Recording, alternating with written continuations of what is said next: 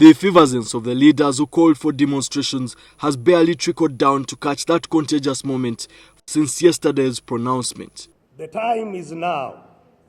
There is fundamentally nothing illegitimate about a people who may wish to demonstrate in support of the ruling government or against the government, provided the political dispensation allows it.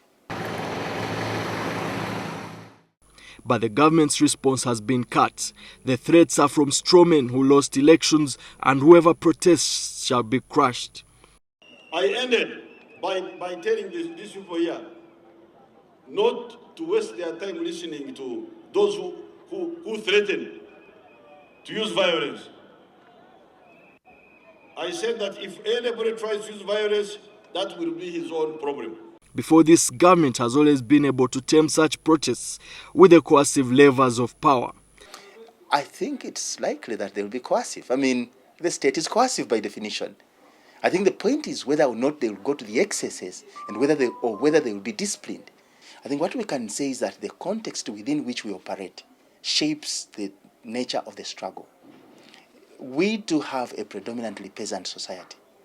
Now, peasants may actually require a leadership from a different class in order for them to see beyond their villages, their counties.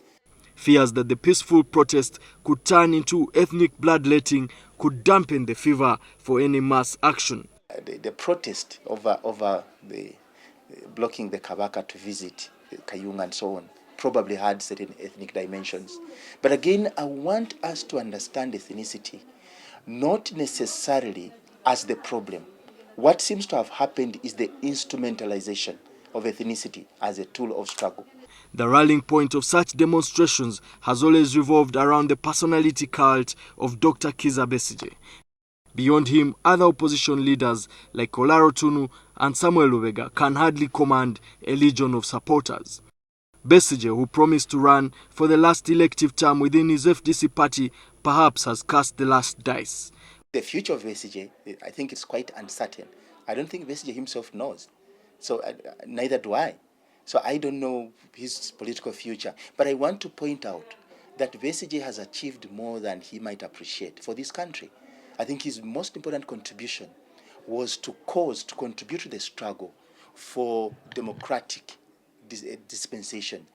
A day after the pronouncement, Kampala, the last bastion of the opposition, remains calm.